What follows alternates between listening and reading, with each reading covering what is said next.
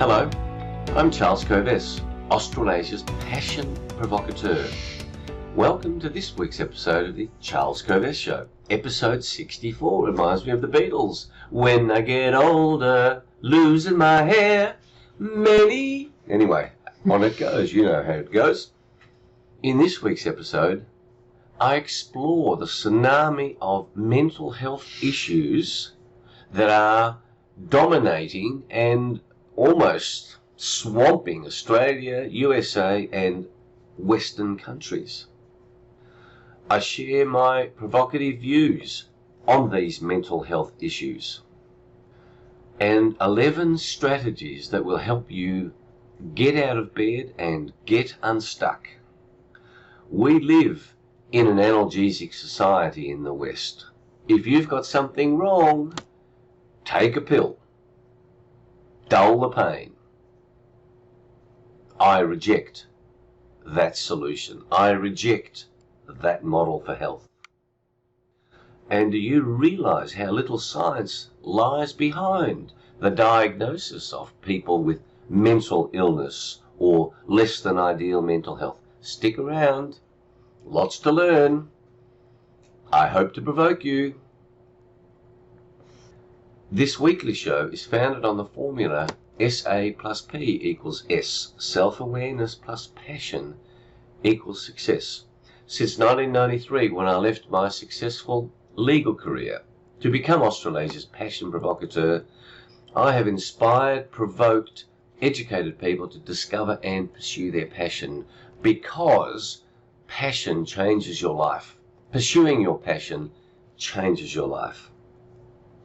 I've spoken at conferences, I run team building programs, I do one-on-one coaching, one-on-one executive coaching. I've written 2 books, Passionate People Produce and Passionate Performance, and contributed to 2 other books. The ideas I share with you work. The ideas I've shared with audiences since 1993 have had a major impact. I hope this show continues to have a major impact on you. This show is also guided by Socrates' famous principle, the unexamined life is not worth living. So I hope I provoke you to examine your life, to examine why you do what you do, to examine what you want. What would a great life look like for you? What would success look like for you? You can see I'm wearing my red jacket. Red, the color of passion. I wear it because it's my brand, but secondly, to remind you, when you see red on the road, when you see a bright red car, when you see a bright red building, when you see a bright red banner, you think, aha, red for passion. Am I pursuing my passion? Am I living my life with passion? Each week I explore one big idea in some depth, because if you have too many ideas, you don't do anything with them. So over 64 episodes, this is the 64th big idea. I give you resources to use the big idea in a practical way, to get tools to support you in implementing ideas you have that arise for you from the big idea. A song, the lyrics of a song, a book, a joke, a spiritual tip, a health tip, and some humor. Life is too serious. Life is not meant to be taken so seriously. Indeed, that's one of the reasons why there are so many health issues. Many people are taking life far too seriously. This show is not politically correct. If you need political correctness in your life, this is not your show. We subscribe to addictions, to excellent healthy addictions. So as you know, I'm beautifully addicted to caffeine. And I'm waiting for a delivery, I mentioned it in the last episode, of some coffee beans, some Australian coffee beans. I'll report back to you next week on what the coffee is like. But at the moment, Nespresso is doing a fantastic job. Oh, I love this stuff.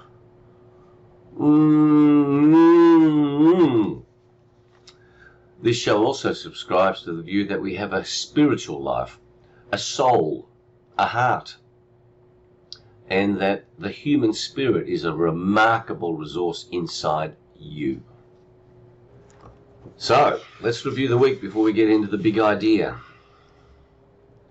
In Cornwall, in the UK, the leaders of the G7, plus a number of invitees, including the Australian Prime Minister Scott Morrison, have been meeting.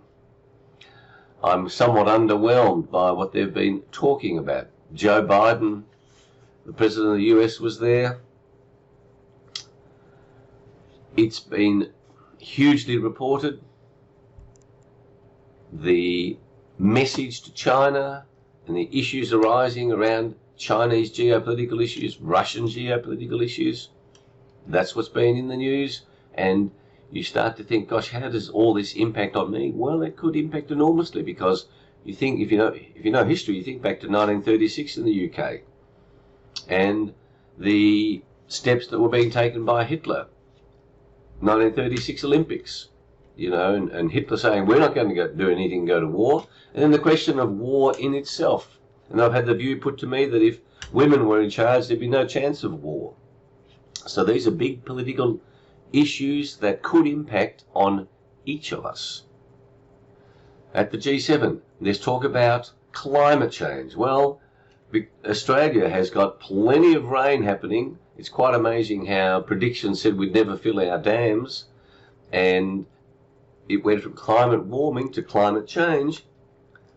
Regular listeners and viewers of this show would know that I'm into sustainability in a big way, but I reject the notion that we have cataclysmic, catastrophic climate change on our doorstep that is caused by human behaviour, anthropogenic climate change. I say nonsense. And anyone who says the science is settled is talking nonsense. So when someone says to you the science is settled, just smile at them and recognise that they are idiots for saying so. The science is never settled, and I'll tell you why. It's very relevant to mental health. This week there's a major important case coming up in the High Court in Australia with the University Professor Peter Ridd and the right of academics to express their views freely. Crucial element in freedom of speech in this country, in the Western world. There have been massive COVID jab dramas. AstraZeneca, Pfizer, Moderna. I don't call it a vaccine because it is not a vaccine. I call it the gene manipulating jab. And all of those dramas and the material that I read about the adverse events that are happening from this jab you need to look deeply, because the mainstream media doesn't report it, but you have a look at it.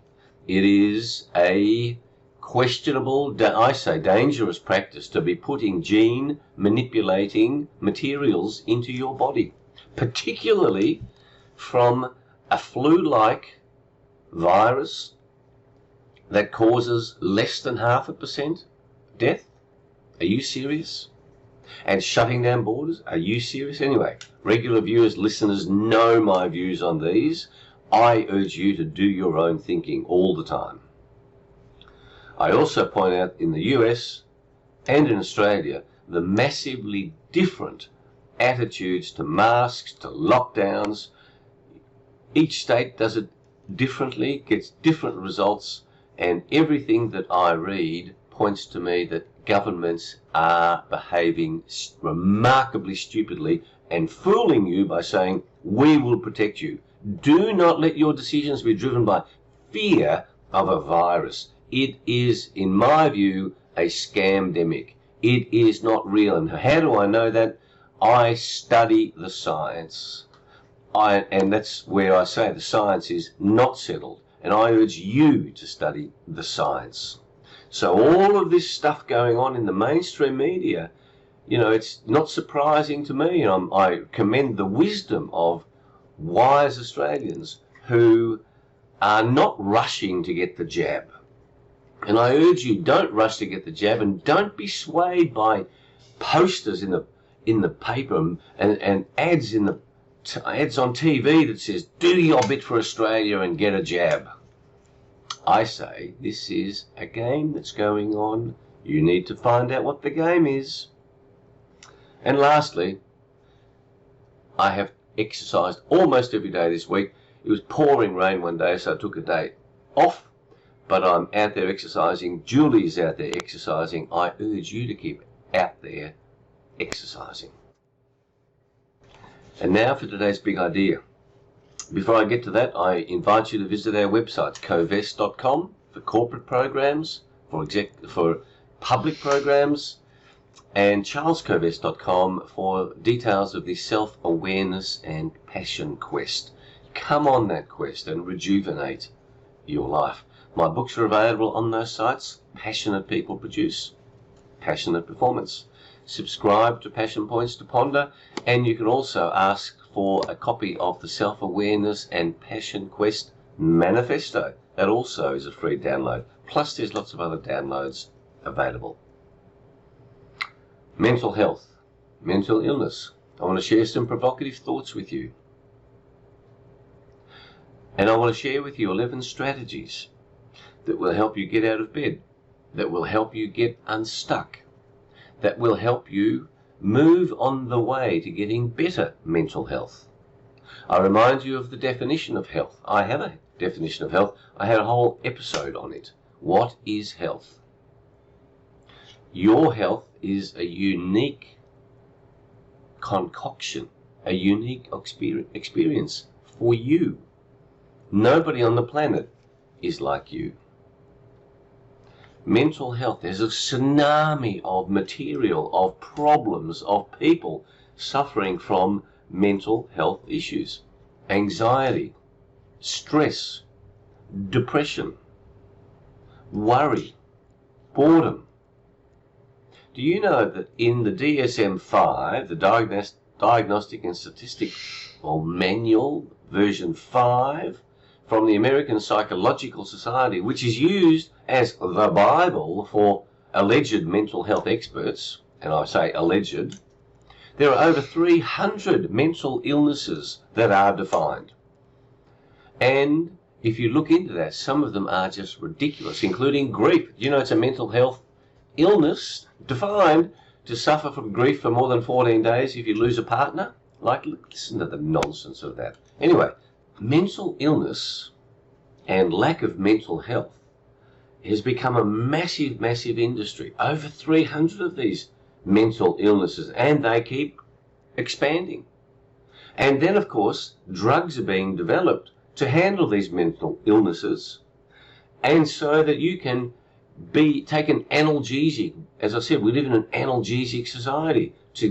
To kill that illness, rather than dealing with that illness, let's just suppress it. Now, there's big money in these drugs, number one. Number two, you would be amazed at how tiny the scientific tests are to identify, to diagnose any of these mental illnesses. So if we take depression as an example, there are indicators of depression, and then you get diagnosed with depression. There's no gene test, there's no brain scan, there is no chemical test, no scientific test. This is like saying there are not men, not women. Like, science gets thrown out the window, and then you get governments telling us the science is settled. No, the science is not settled around mental health at all. Very few scientific tests to diagnose it. And so when someone says to you that you have a mental illness, that you have a mental disorder, you need to understand this overall framework, this overarching framework that says, I wonder whether that's true or not. As I come back to that example of the grief, if you're a bit sad, if you're a bit too sad according to the experts, then you've got a mental illness. You've got a mental disorder. There's another big issue on this question of mental health. Your mind, of course, is part of your body. Your brain is, your body is. Do you know that the medical profession, that the health professionals around the world know less than 5% of the functionings of the human body? Like, we have the professions flouncing around saying, yeah, we know what we're talking about. I say nonsense. We know a little bit of what we're talking about. Harvard Medical School has said we know less than 10%. I've spoken to experts. They say Yeah, we know a tiny amount. We hardly know what goes on inside each cell in our body. So the way that I address these issues of mental health is from a space of exploration, not of certainty. A space of experience, a space of love, of loving the human beings around us. I don't look on people who think in different ways as having a mental illness, a mental disorder. It comes from a series of behaviors, just like your physical health comes from a series of preceding behaviors that have brought you and me to this moment in time. This ridiculous model that here's an illness, here's a drug, let's suppress the mental health illness and go on, and we're giving it to kids aged 8, 9, 10, this analgesic, this drug model of treating people who think differently is so absurd, but so profitable. And think who's making the money on this. Now, I also hasten to add that I'm speaking in generalities. I'll happily discuss any of these issues with any of you specifically, but if we're talking about human beings, we necessarily are talking about generalities. So if you think this doesn't apply to you, terrific. Let it not apply to you. Think about what other people it might apply to. And you'll say, I've suffered from anxiety all my life. I've suffered from stress all my life. I've suffered from depression all my life. Well, I'll explore some ideas on that as well. But I haven't, and nobody has experienced precisely what you've experienced in your life. That's the joy of the human condition. You know, no one lives life like you. No one thinks like you. No one has a mental structure like you. So who is normal? Good question.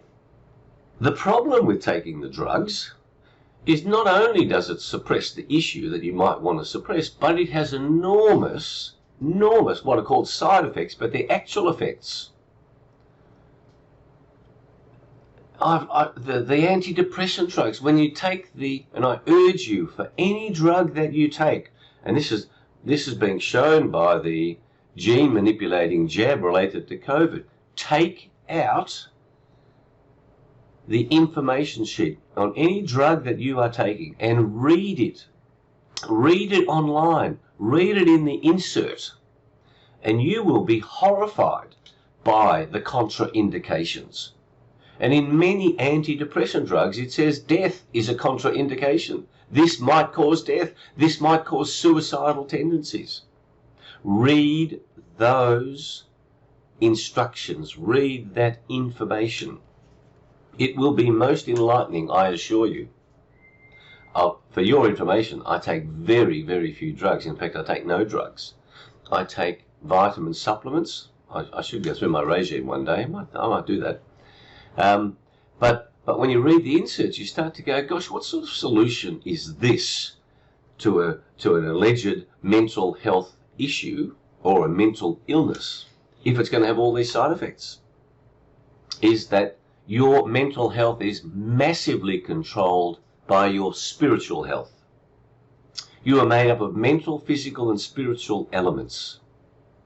If your spiritual life is minimized, your mental life is maximized. And the issue is that your life consists of love and fear on a continuum. And love comes from your soul, your spirit, and fear comes from your mind. And the whole pandemic game is all about fear. And all of these mental health issues have fear at their heart, not love, not joy. It's a battle between spirit and mind. Mind, body, spirit. And your physicality is tied into that, because my definition of health relates to mental, physical, and spiritual elements. So you don't just take mental illness in isolation. There are crucial spiritual elements to this. And so that big idea, I want you to start thinking, feeling about that and say, am I giving enough space in my life to my spirit? Because your mental state will be an indication of how well you're functioning on your spiritual state. Depression specifically. I look on as a depressing of the human spirit. And if you're full of soul and spirit and heart, and you're letting that flourish, there's no space for depression. There's no space for worry, anxiety, stress, boredom.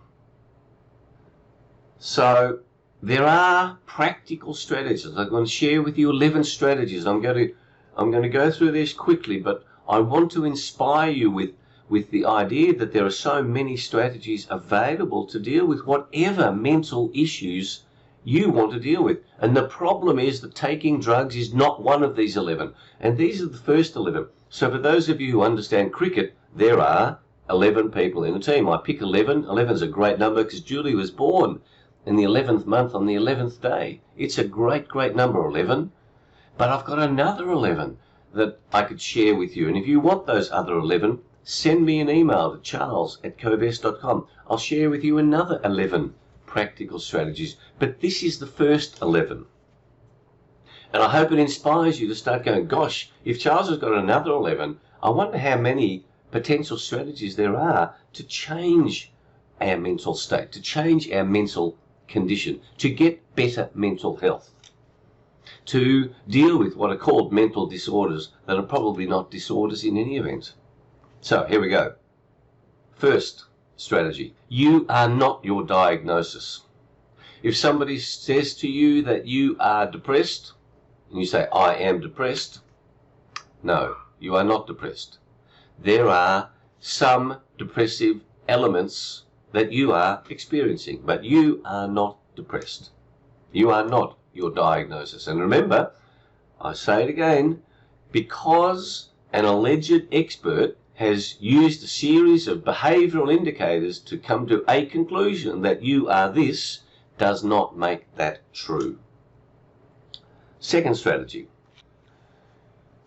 If you are feeling anxious, worrisome, depressed, stressed, look for these aspects in your body. Find out where they are. See if you can find them. Look for them, find them, identify them. And do this exercise and go, where in your body is this located? What's the color of it? What does it sound like? What does it smell like? What does it taste like? Is it moving? Is it still? See if you can find it. And magically, you will find, by looking for it, that it will disappear.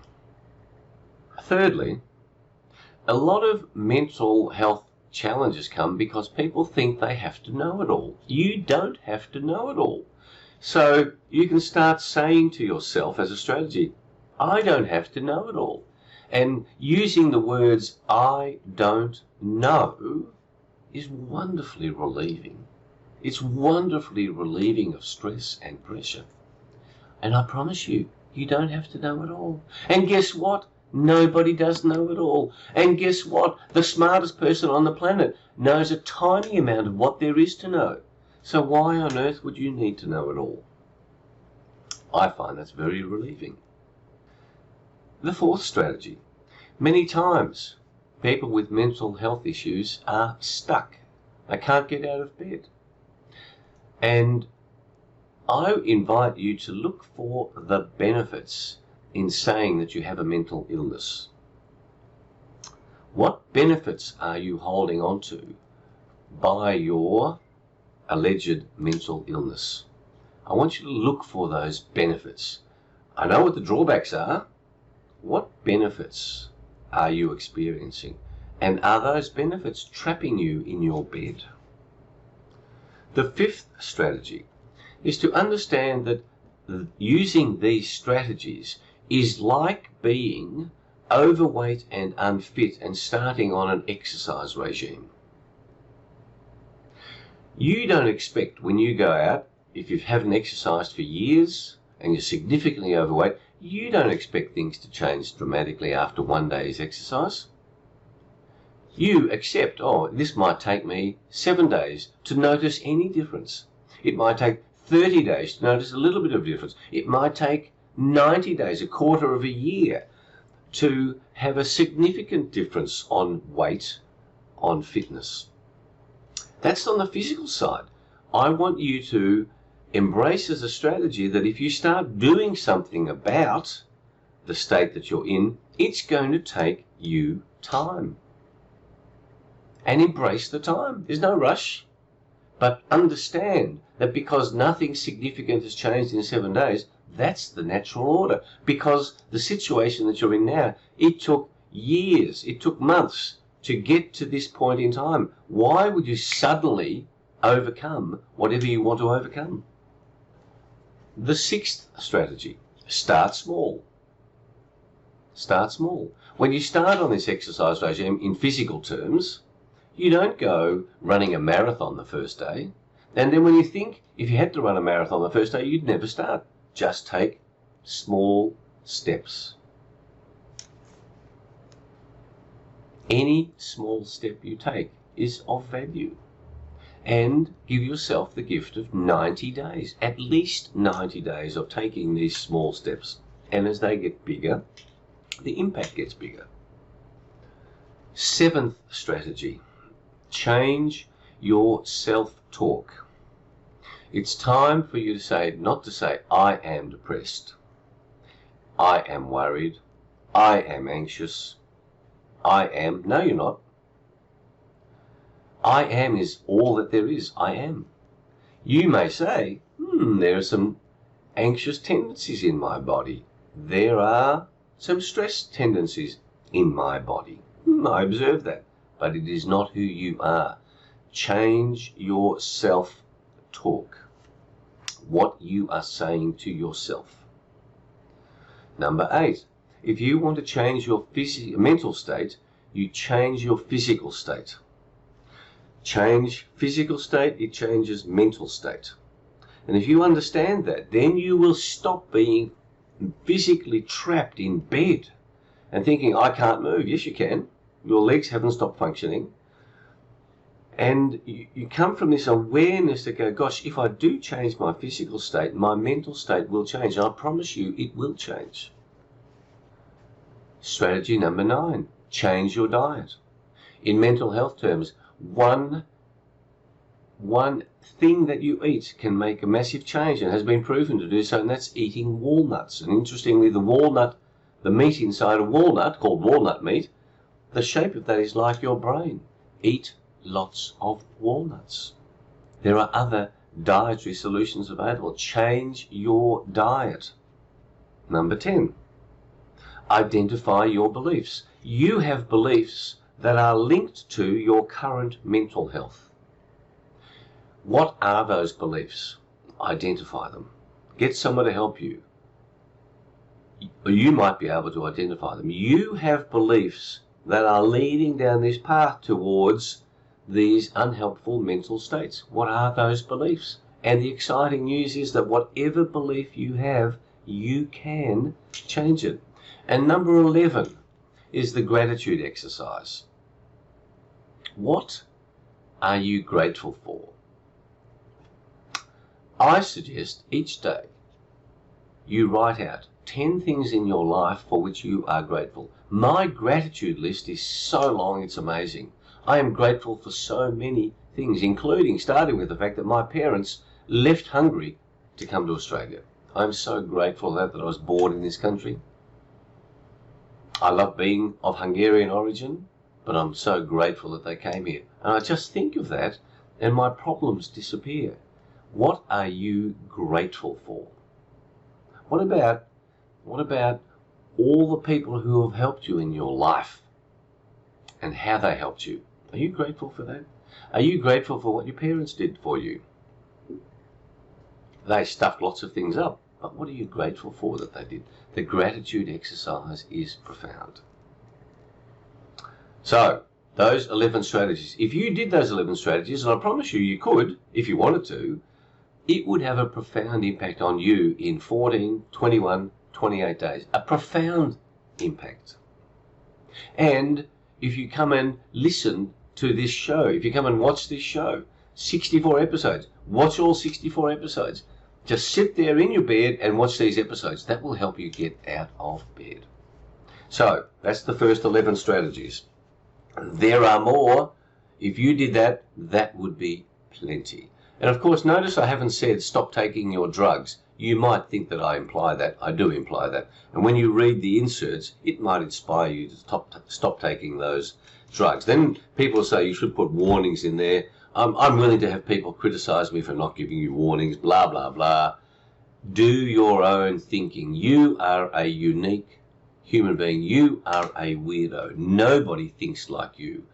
Glory in that. Be joyful about that. And know that the mental health that you are in, that anyone is in, has been the result of a period of time of ways of thinking, of ways of behaving, all of which can be changed.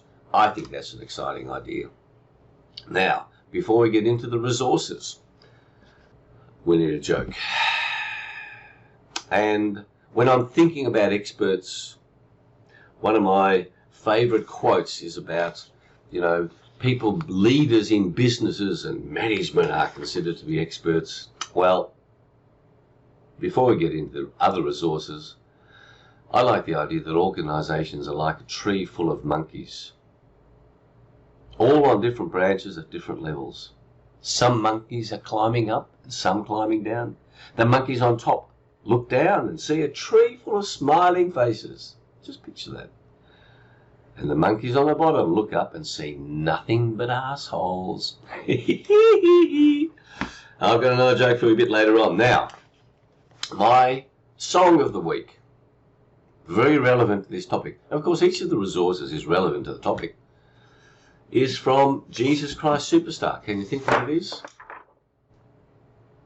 Try not to get worried, try not to turn on to problems that upset you. Oh, don't you know everything's all right? Yes, the song Everything's All Right. Such a beautiful, beautiful song. Everything is all right. Try not to get worried. Everything's all right. Everything is all right because you and I don't know what the grand plan of the universe is. And perhaps, whatever mental state that you are in, perhaps that's part of the plan. I say it is part of the plan. I say it is part of your soul's journey. Everything is all right. My spiritual tip that ties into that is to forgive yourself. We have imposed such rules on ourselves. Give yourself the gift of forgiveness. Forgive yourself. It's so liberating. It's okay. I forgive myself. I forgive myself for all my stuff-ups, for all the stupid things that I've done. I'm just a bumbling human being who knows a tiny little bit of stuff, and I'm on this journey. I don't have to get it right every time. I don't have to know it all. I forgive myself. My book of the week had a profound impact on me in this work that I'm doing.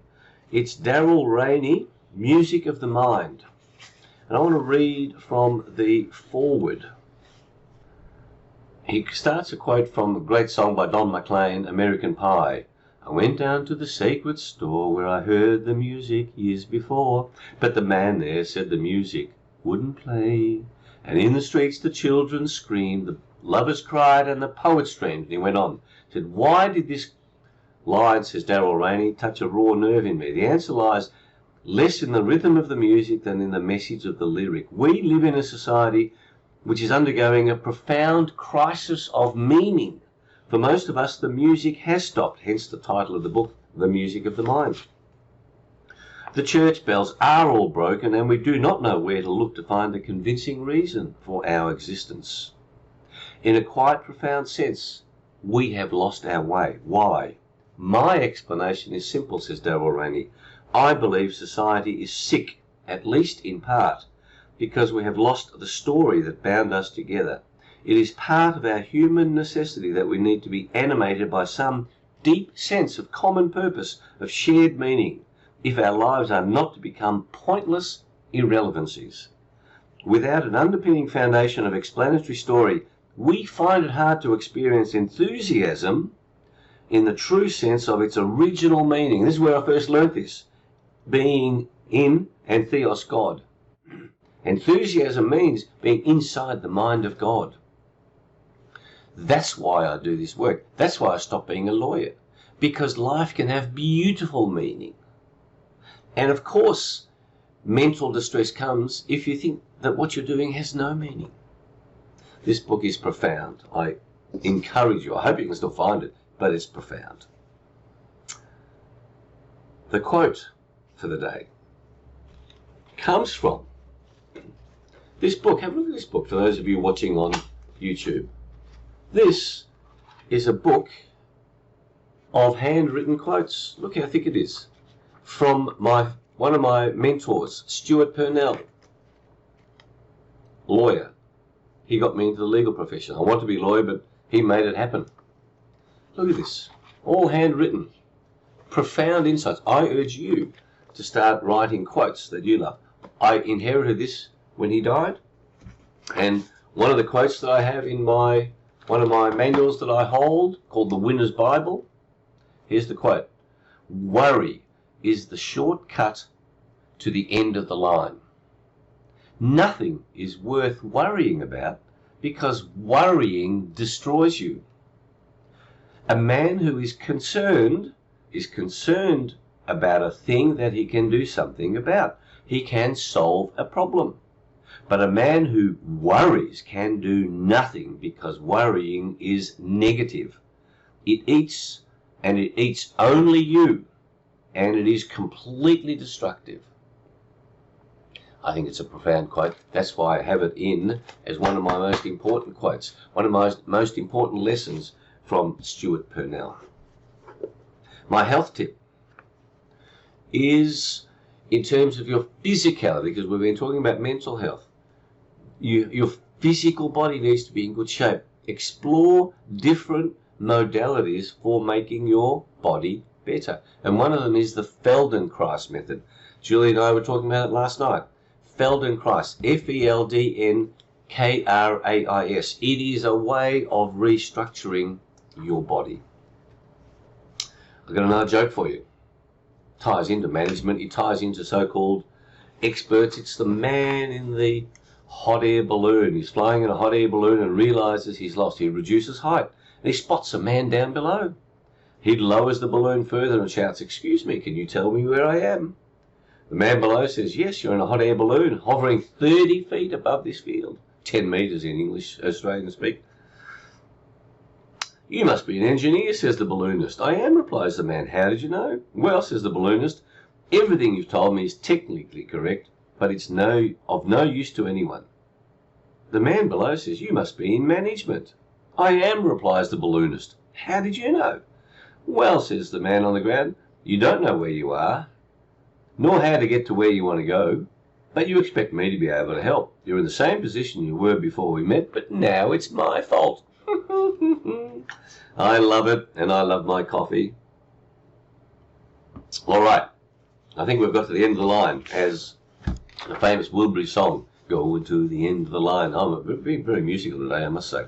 So think about how today's big idea can transform your life, transform the lives of those around you. Part of the self-awareness and passion quest is that when you gain these insights more deeply for yourself, it can rejuvenate your mental state.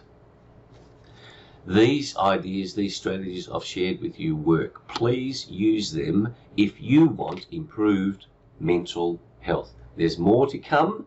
It won't be next week, but it's on the agenda. Visit our websites, covest.com, charlescovest.com. Invest in our books. Read a joke book, by the way. I love jokes. I love humor, just in case you didn't know. Subscribe to this podcast if you haven't. Subscribe to this YouTube. Share this show with your family, with your friends, with your networks. I would be most grateful. And lastly, until next week, I urge you to embrace this gift of life. Come from a space of gratitude of how lucky we are to be alive today on this magnificent planet, on this amazing universe, and the role of you, the role of me in playing this part in having this gift, this tiny speck of time that we're here. If we come from a space of worry, of concern, of stress, you forget to embrace and enjoy this gift that we have called life. Enjoy your life, embrace your challenges, embrace your problems. Thanks for being with us. I look forward to being with you next week. Bye.